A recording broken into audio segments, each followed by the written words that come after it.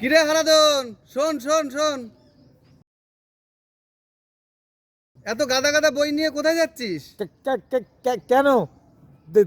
দেখতে পাচ্ছিস না বাড়ির দিকে যাচ্ছি। সে তো দেখতেই পাচ্ছি বাড়ির দিকে যাচ্ছিস, কিন্তু এত গাদা গাদা বই কার?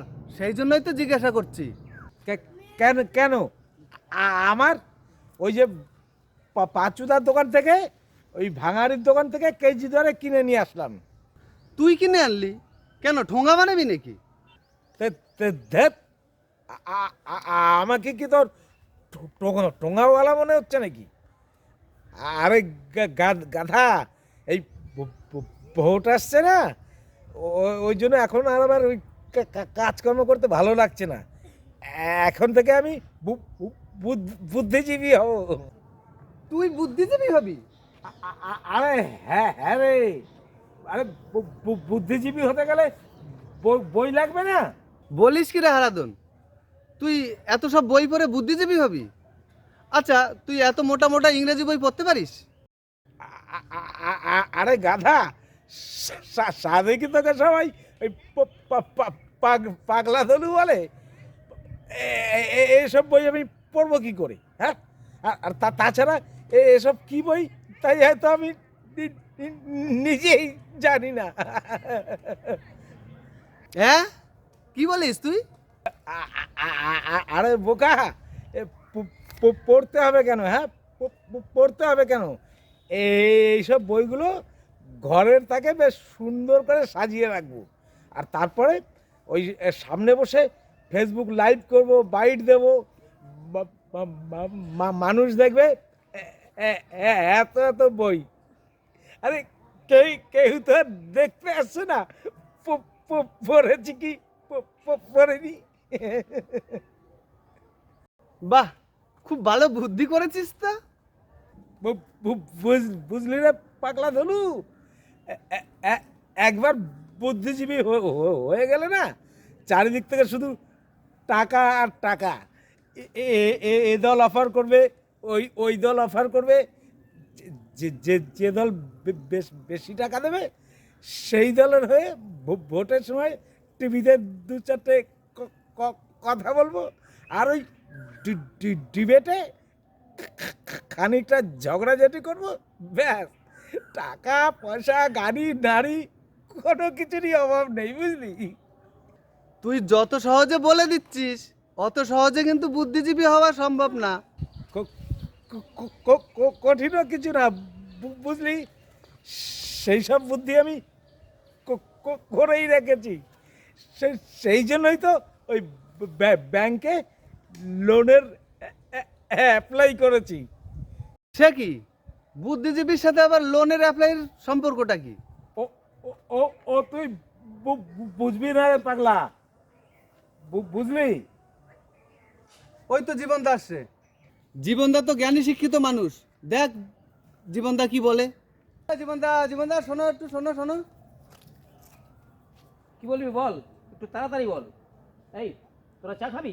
তাহলে তাড়াতাড়ি চায়ের দোকানে চল। না না, চা খাবো না। আমার আবার ওই লোনের ইনকোয়ারি আসবে। যাকে তো তো তোমাকে যেটা বলছিলাম, তুমি তো একজন শিক্ষিত, বেশ জ্ঞানী গুণী, তোমাকে বুদ্ধিজীবীও তো বলা যায়। কিরে হারাধন, তুই সকালবেলা আমাকে ডেকে এমনি ভেবে গালাগালি অপমান করছিস কেন? কি কি কি কি বলছো জীবনদা? আমি তোমাকে অপমান করলাম, গালাগালি করলাম? তুই আমাকে এইমাত্র বুদ্ধিজীবী বললি না? আমাকে বুদ্ধিজীবী বললি কেন? কোন অ্যাঙ্গেল থেকে আমাকে তোর বুদ্ধিজীবী মনে হলো? পাজি অসভ্য কোথাকার! আমি তো তোমাকে খারাপ কিছু বলিনি। এই, এইমাত্র তুই আমাকে বুদ্ধিজীবী বললি, আর বলছিস খারাপ কিছু বলিনি। আহা, তুমি শিক্ষিত, গল্প নাটক লেখো, তাই। দেখ ধলু, আমার গল্প নাটক এগুলো যদি তোদের ভালো না লাগে, তাহলে আমাকে পাঁজি ছুচো গাদা শুয়োর যা খুশি তাই বল। বুদ্ধিজীবী বলবি কেন? আমাকে পাগল পেয়েছিস? বুদ্ধিজীবী মানে কি আমি বুঝি না? আহা, জীবনদা তুমি এত উত্তেজিত হচ্ছে কেন? আমরা কি বলতে চাইছি সেটা আগে একটু শোনো। কি শুনবো কি শুনবো? আমাকে কি তোরা পাগল পেয়েছিস? যে যা খুশি তাই বলে দিবি? বুদ্ধিজীবী হওয়ার প্রথম শর্ত হচ্ছে নির্লজ্জ বেহায়া হওয়া। আমি কি নির্লজ্জ বেহায়া? হ্যাঁ, কি মুশকিল। আমরা কখন তোমাকে চুপ! আর একটা কথা বলবি না। এই, আমি কি দালালি করি না ধান্দাবাজি করে খাই যে আমাকে তোরা বুদ্ধিজীবী বলবি? আহা আমরা এসব কথা তোমাকে কখন বললাম? দেখ হারাধন, আমার সাথে একদম চালাকি করবি না।